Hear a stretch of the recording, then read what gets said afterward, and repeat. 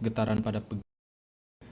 Halo semuanya, perkenalkan nama saya Muhammad Hasan Syadili, nomor absen 22 dari kelas 11 IPA 1. Pada kesempatan kali ini saya akan mencoba untuk menjelaskan atau mempresentasikan tentang materi getaran harmonik.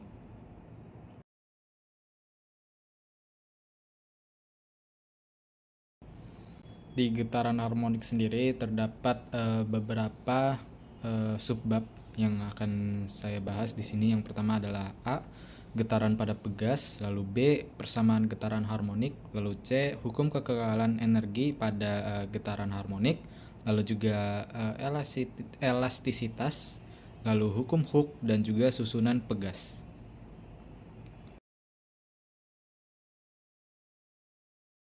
Kita masuk ke bagian yang pertama, yaitu A, getaran pada pegas.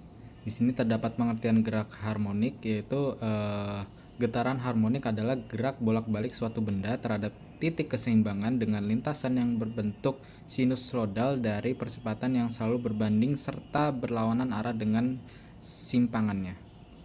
Lalu di sini terdapat gaya yang menyebabkan benda kembali ke titik seimbangnya, itu disebut sebagai gaya pemulih, yang dapat dinyatakan sebagai F sama dengan min K kali X, yang dimana di sini terdapat keterangannya, yaitu K itu adalah tetapan pegas dengan satuan N per M, lalu X adalah simpangan dengan satuan M, dan F adalah gaya pemulihan dengan satuan N.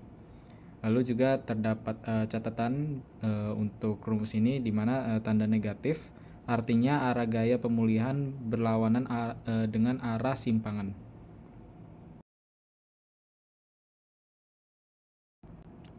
Lalu kita masuk ke besaran-besaran yang mengaruhi getaran harmonik.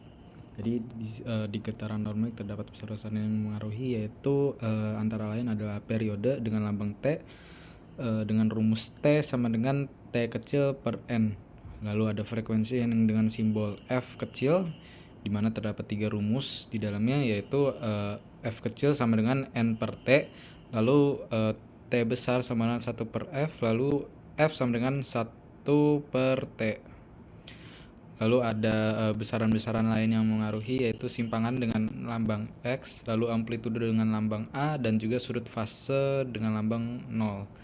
Dimana sudut fase ini terdapat beberapa rumus, yaitu yang pertama adalah 0 sama dengan W kali T, lalu 0 sama dengan W kali T ditambah 0, yang dimana W itu diketahui 2V per T besar sama dengan 2V per F, dan 0 itu adalah sudut fase.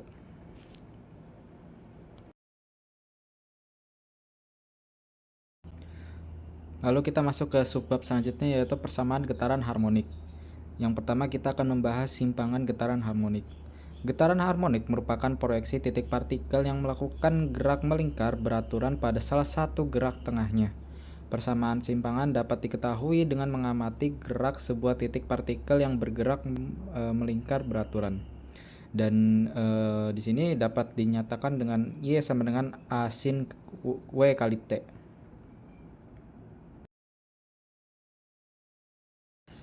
Oleh karena omega sama dengan 2V per T sama dengan 2V per F, persamaan simpangan itu dapat dinyatakan dengan persamaan berikut, yaitu Y sama dengan A sin kali 2V per T, yang menghasilkan A sin 2V FT. Lalu ada rumus lain yang berkaitan dengan persimpangan, yaitu QV sama dengan T kecil per T besar. Lalu yang kedua ada kecepatan getaran harmonik. Persamaan kecepatan getaran harmonik dapat dihasilkan dengan memproyeksi kecepatan linear partikel pada salah satu garis di tengah lingkaran. Lalu ada rumus dalam kecepatan getaran harmonik, yaitu V sama dengan COA cos WT, atau VY sama dengan 2V per TA cos kali 2V T per T.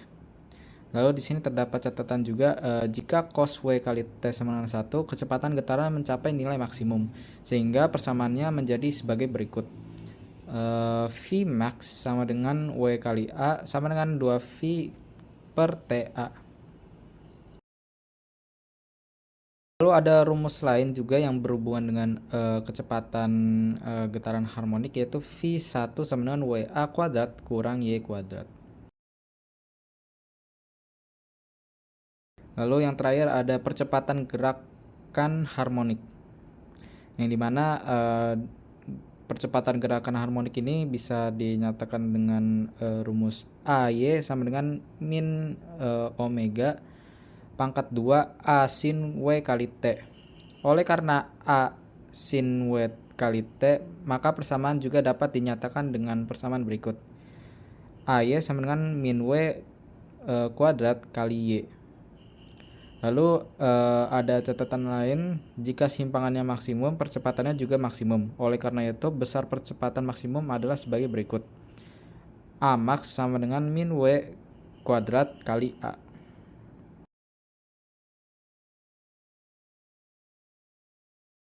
Selanjutnya kita akan membahas hukum kekekalan energi mekanik.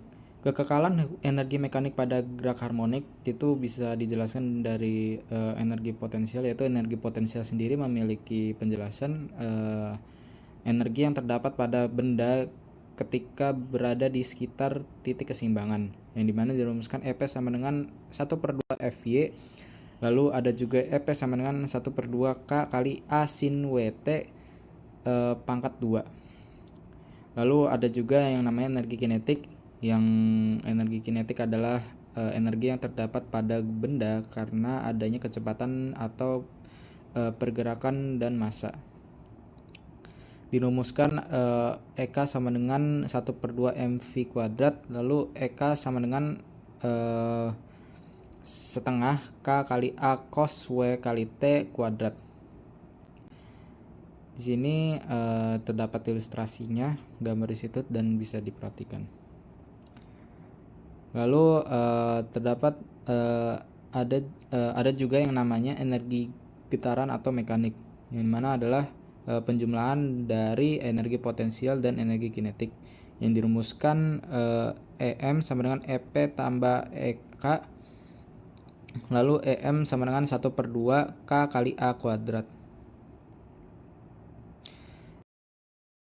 Selanjutnya kita akan membahas subbab yang keempat, yaitu elastisitas, yang dimana elastisitas itu hanya berlaku sampai suatu batas, yaitu batas elastisitas, yang dirumuskan F sama dengan K kali delta kali L.